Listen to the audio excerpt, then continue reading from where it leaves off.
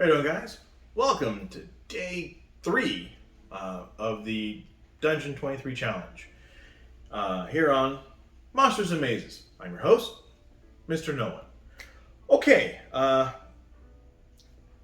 last time we were here, which was yesterday, you'll hear that a lot. Anyway, we ended up creating a room that was fairly large. So we're just going to pretty much get right into it. On the room creation process, and we go ahead. This is going to be room 1C. All right, so first things first, we are going to roll up the actual size of this, or size and shape. All right, what do we got? 6. All right, 6 is a square 30 by 30, which is good because we've actually gotten towards the edge of the map. Not only here, but also in the notebook. All right, so it's actually this size of grid was pretty good as far as representing the size. All right, so 30 by 30. All right, for this one it is, let's say, there's this. All right, now we have no idea what's in here. I already know that these were large iron doors. They were stuck. The fighter was able to, with the help of the elf, was able to open the doors, and let's go ahead and see what we have as far as what it looks like. All right, now we have size and shape. Now we're going to go to number of exits. All right, once again, D20, 16, and 1. So wait, up to, right? No, yeah, no. Actually, it's 0. Now, with here, it's if it has 0, that means it might not have 0. It could very well have a secret door. Let's find out. I can randomly determine whether or not it does, and by doing so, I can go say 1 to 50. It does.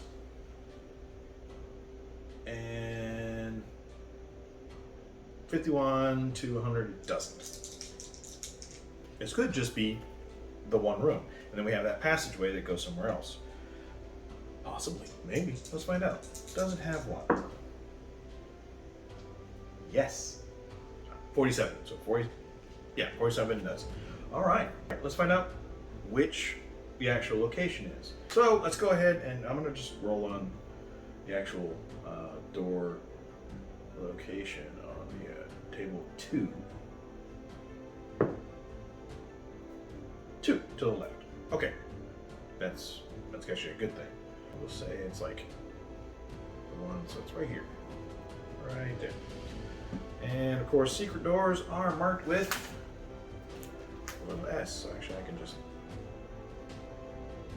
do like this, and then you write in an S, and that's that. Awesome. Room contents. All right. What's in it? Let's find out. All right. D20. Yes. Yes. We have a monster. Absolutely fantastic. That's perfect. Perfect. Okay. All right. What kind of monster? Ah! But anyway, I'm whipping out the rules encyclopedia, and there are, so page 95.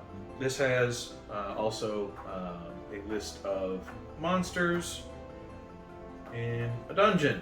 All right. This is on page 94, and we have dungeon encounters level 1. Maybe it's better, maybe it's worse. Let's find out. This is a D20.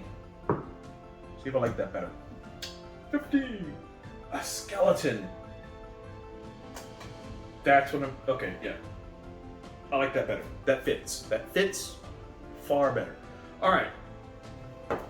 Skeletons. How many?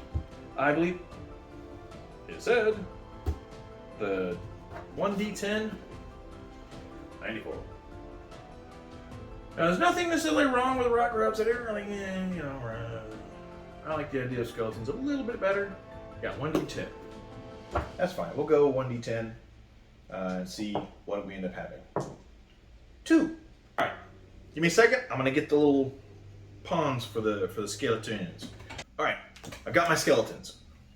All right. Now, before I place them, I want to see if there's anything else in the room that maybe they're behind or anything like that. Our contents.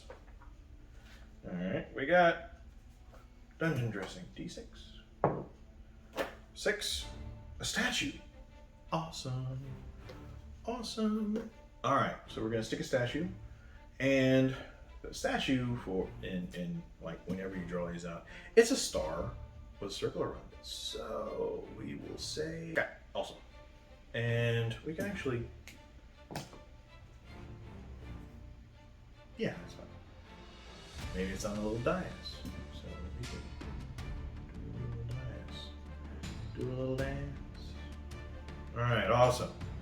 Okay, statue of what? Maybe it's to a god. Now we already know that the symbols, the runes in this room, they are like celestial, right? So maybe it's a statue for a deity. Maybe, maybe not. We'll find out later on. There's a statue. Ah, that means these. Perfect. We have a pair of skeleton guards in the room with the statue of, oh man, I know what to do. Okay, we're gonna roll action subject.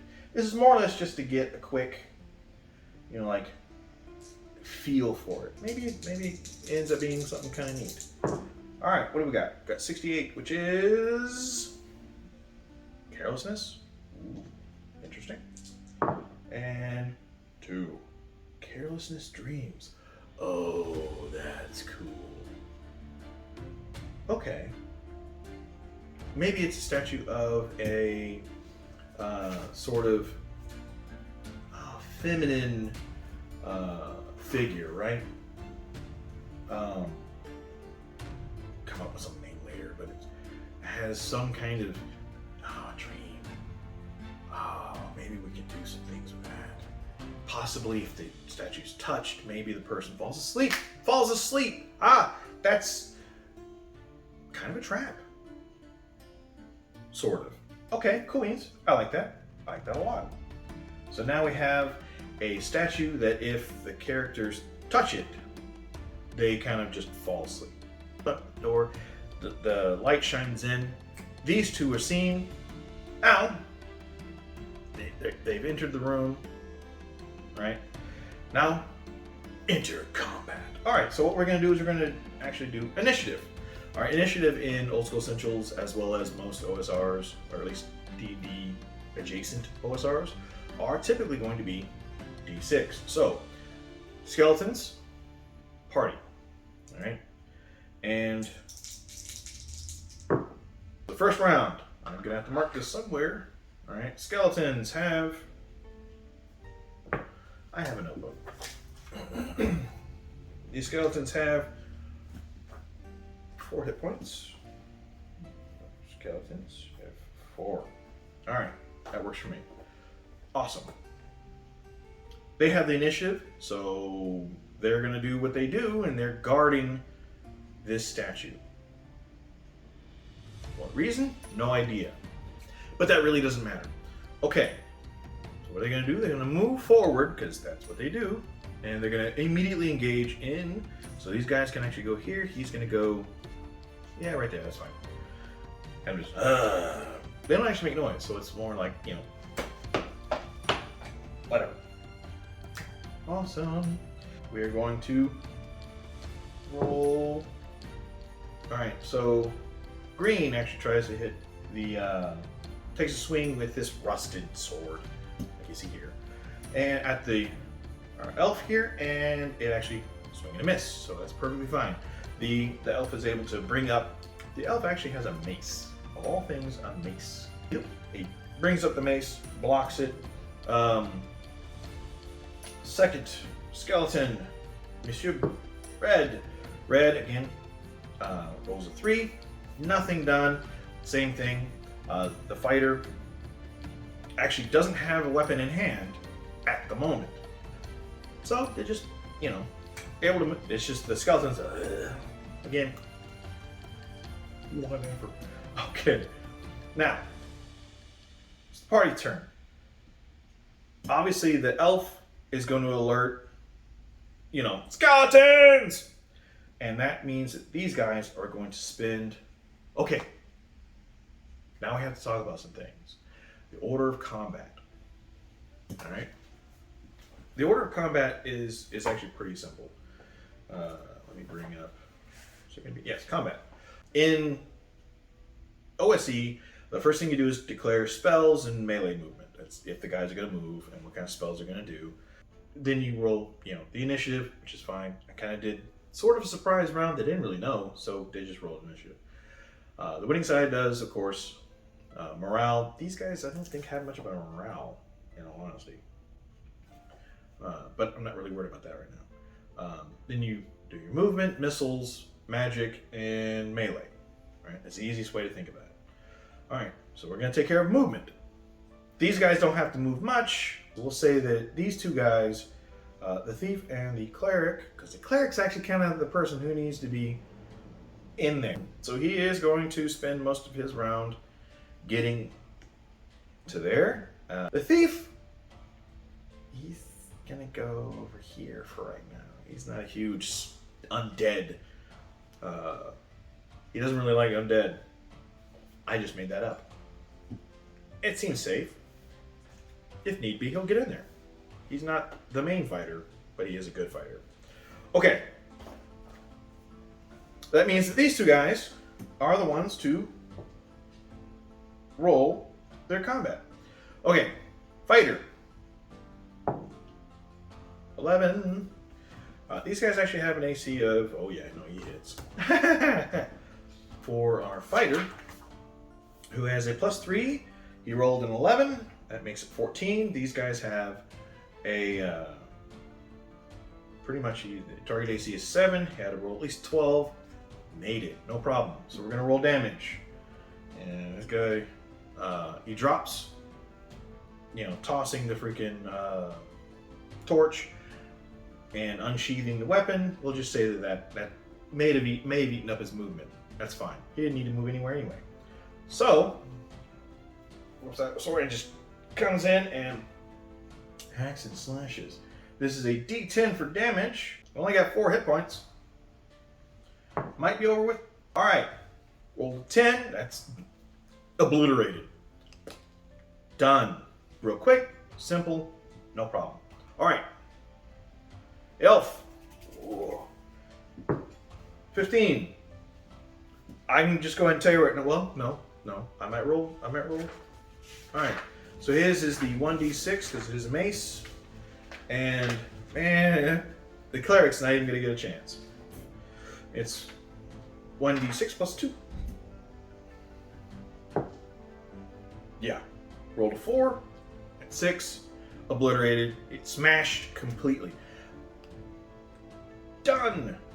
All right. That's into the combat. These guys move in to look at these. Cleric comes in and he's he misses opportunity to kind of get rid of them, or you know, expel. Our thief is going to loot the bodies. I want to check it out.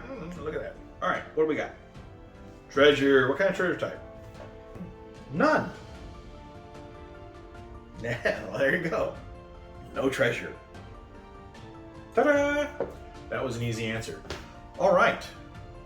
So we've done combat. We have the statue. Now we're going to go ahead. Do they investigate the statue? My guess is that he is going to actually investigate the likelihood. Yeah, a lot. Okay, so he's going to investigate it. He's going to. It's this ethereal. I mean, if you could carve into, like, say, marble. Kind of an etheric-looking woman, humanoid, possibly. Can't really. We'll call it human. A human with, like, maybe a cowl, kind of this flowing sort of like hooded cape kind of thing. Possibly holding some kind of scepter or staff. You can kind of begin to put it in your mind of what it ends up looking like, right? Awesome. Does he touch it? Does he touch it? Again, high likelihood. He did. All right. Now all we do is the sleep spell. All right. That's actually in this one. I want to say it's an automatic, but I could be wrong. Let's find out. Sleep. Oh yeah, no, he's asleep. That didn't. Yep. All right. Doesn't kill him, but he's. Right. He's asleep. Now, of course, awakening. Slapping or wounding awakens the affected creature. So, they're obviously going to, like, wakey wakey. Now, what kind of dream did he have? Ooh. That's even better. What kind of dream? Because I can tell you right now, from a professional standpoint, whenever somebody passes out, they almost guaranteed have a dream. Even if it's only like they're out cold for like 3, maybe 5 seconds, they have almost an entire dream in that space, and they're able to recall it, which is kind of cool. All right, so he has a dream. What does he dream of? Now for this, I can roll. I can go to there's a website you can go to that has a generator for like prophecies, but I'm not really worried about that. What kind of dream did he have? All right. Action meeting. 49. Harm. 20. Harm, joy. Oh, well, I guess he had a nightmare. What was the nature of the nightmare? 13. Decrease. 23. Decrease balance. Maybe he had a nightmare that he lost his ability to actually be in touch with his deity. His deity is actually I have that written down. His deity is Aerith, Lady of the Forge. It's incredible fear. He's probably going to keep that to himself. All right, so keep that in mind. All right, now that didn't take very long. Now we're going to do a little bit of searching. Not really much in there. So we're going to say at this point, maybe 2 rounds. It doesn't take very long. They're looking around. He was already right here. He's just looking around. Like, on the walls, there may be, maybe some murals. Something it's completely faded to time, like frescoes or something. Maybe they're dedicated to this. And I'm going to roll 3 times. Yeah, 3 times. Well, twice. I'll roll twice. Why not? We'll give it, say, they spent a good... Yeah, I'll roll twice. On the first, we have a wandering monster. So, I'm going to consult our wandering monster chart. Well, encounter chart. Alright, that's a 1d6. We have 6. 1d3 gas spores. Gas spores are kind of fun.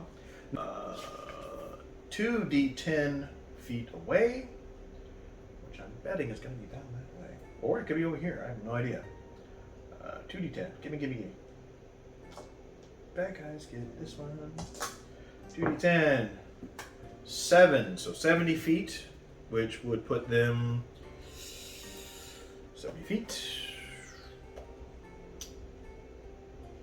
Maybe right here. While they're all fighting this kind of stuff, we'll say that the gas spore creature is... I'm going to just grab a quick placeholder while we're sitting here. Right about there. Oh yeah, how many? Let's roll. 1d3. D6. 1. Okay, that's fine. Alright, so we have 1 gas spore coming from this direction. They have no idea. That's the thereabouts. Awesome. Yay! Now, this guy is going. He's going to spend time. We're going to search it. We're going to see. We're going to do. I'd say a 1 in 6 chance that he finds. He's a cleric. We'll give him 2 in 6. 2 in 6 chance that he ends up finding like the runes that activate. No. So he's not touching. No touching. He just don't touch the statue. Makes you fall asleep. So he is, say, right there, and he has the secret door is 2 in 6, if I remember correctly. 6. 2. Yay. All right. So he does discover the secret door. Where does it go? Where does it go? What's beyond the secret door? Let's find out. Maybe it's a room. Maybe it's a hallway. Maybe it's to a different dimension. We have no idea. Let's find out. All right. Cool. What's behind the door? Behind the door is... Roll d20. Metal monster... Yeah, that's fine. I'll just use this one. 4. Parallel passage. Okay, so that means it's going to go that way. Alright, anytime you do a passage, that is going to be 30 feet. So actually it's going to be the length of the room. It's just simplicity for simplicity's sake. That's that. All right. Now from here, since it's a passage, I have no idea. He's going to go through here, right? He still has his torch. This guy's going to pick up his torch. They got a little bit longer on the torches. Not much longer though, as far as that's concerned. All right. What is the movement rate of a gas spore? Gas spore. Okay, mindless floating fungi. Yes, it looks like an eye terror. That's their version of a beholder. They are 5 feet in diameter, so a little 5 foot square, and they have a movement rate of 30 feet. Okay, so that means that roughly maybe it wanders in here. They don't see it yet because this is now dark. Secret passageway opens up. What's down the way? Let's find out. Now, here's where we can actually use the periodic checks. You know, he's like, hey, come out. All right, goes to the end. These guys are going to follow suit because why wouldn't they? All right, now we have the elf in the lead, which is fine. Cleric, and then these guys. All right, what's down the passage? When you get to the end of the 30 feet, you're supposed to do the periodic check again and see what happens after that. 10. Side passage. All right, so at the end of here, we end up having a side passage. I would say that means that it goes off. Well, actually, I have no idea. Side passage. D20 results. All right, it's number 11. It tees. That works for me. So now we have, it's going to go, so again, you go this way and then you go this way. All right. It's roughly 30 feet in either direction. All right. And then go this way. All right. Works for me. Left or right? Which way are we going to go? No idea. Roll it. 150 this way, 150 that way. I'm sorry. 150 this way, 51 to 100 that way.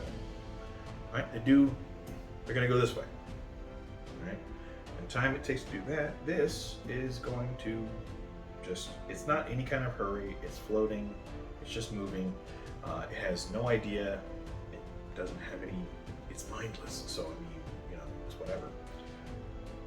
All right, the marching order is going to, they're going to switch it up. So the cleric's going to be back here just in case, and we're going to go pretty much like this. All right, so we get to the end. Now where this goes, no idea. Not really worried about it at this time. Move that way. Again, we're going to do the periodic check to the end of it. Once we've gotten there, then we roll 17. Stairs.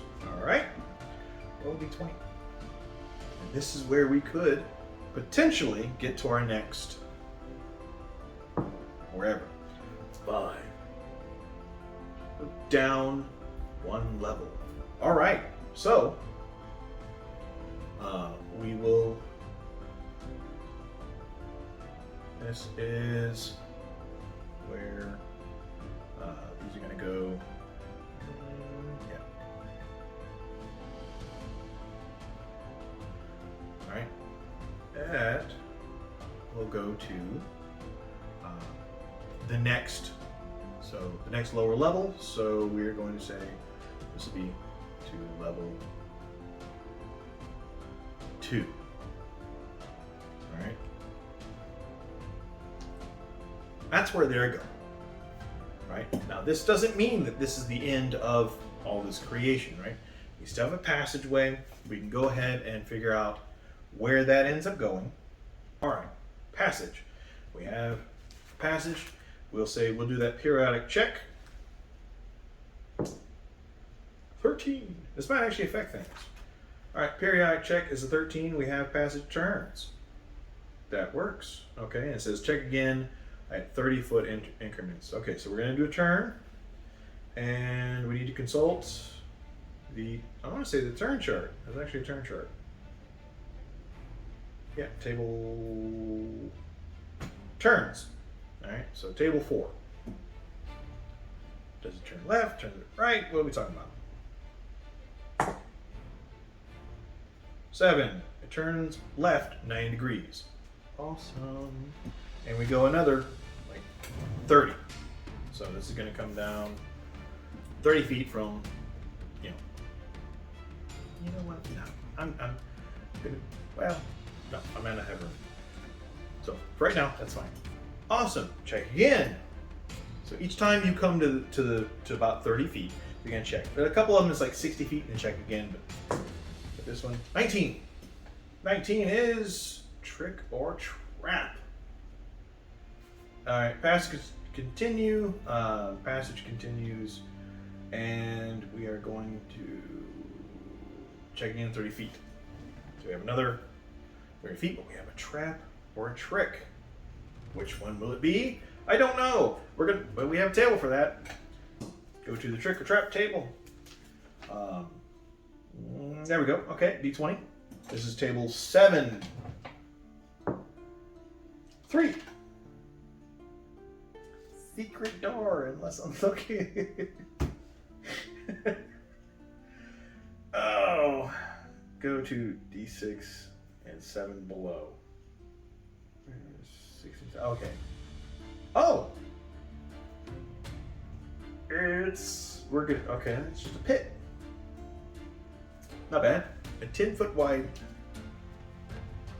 no, 10-foot deep pit. And it says 3 and 6 fall in. Alright, so what you do is it's going to be covered.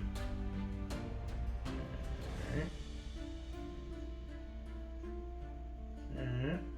And cool beans. These guys, they have apparently a 3 and 6 chance of falling in, which could lead to their death. I'm not done. What am I thinking? I still have more passage. All right, periodic check. Here we are. This is the fun of this.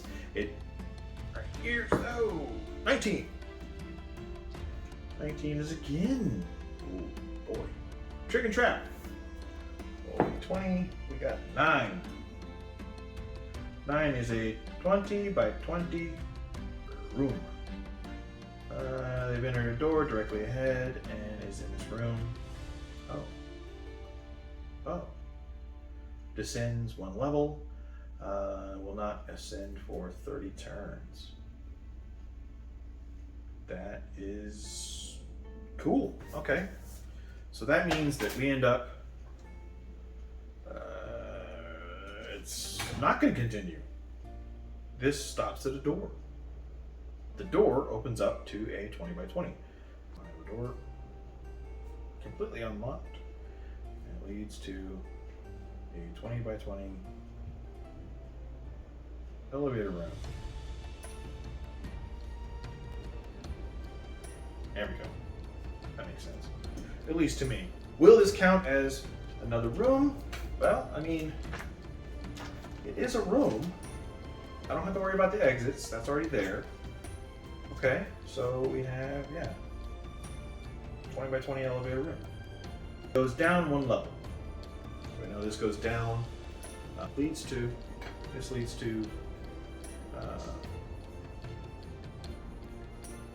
down to the level 2. Alright. Good. The door's not going to be locked or anything like that. Why would it be? What kind of door is it? Actually, why am I? Yes, I can actually do this. This will be room number. We got C, A, B, C. We'll call it D. Why not? It's here. It's a room. We will call that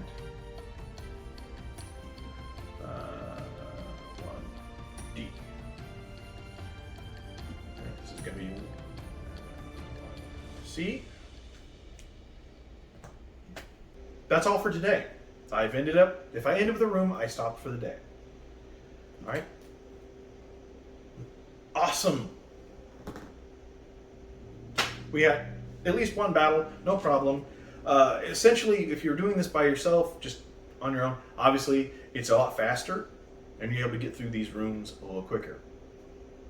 At this point in time, I'm not overly worried about it, so much that we have at least something to go off of. Oh, that's awesome. And inadvertently got our next room, which I'm perfectly fine with. I will go over the contents. What dungeon dressing? Might have one. It might actually have some. I don't know. I'm gonna leave it alone. Leave it alone. All right, and that's the point. You stop when you need to stop. Once you've gotten a room, you already know where you're gonna go to. Done. Now where these guys go is a totally different animal altogether, because we still have a gas spore working its way. It's probably not gonna, I'm pretty sure it's gonna be, and it might actually get out. Does it get out? Does it? 50-50, I have no idea. No. So it stays pretty much within here. That's fine. All right. Again, another nasty. It may catch up to them. It may not. I doubt it will, because it's not looking for secret doors or anything like that. I will say that once it's going to click back into place, and they would have to technically find it again, although they can kind of, it's not too hard, get in there. Could have checked to see if it was locked or if it did like that. I could have, but for right now, here's where we're at. Awesome. Anyway, I've been Mr. No One. This has been Monsters and Mazes, and we're getting somewhere. All right. Anyway, thanks for watching. See you later.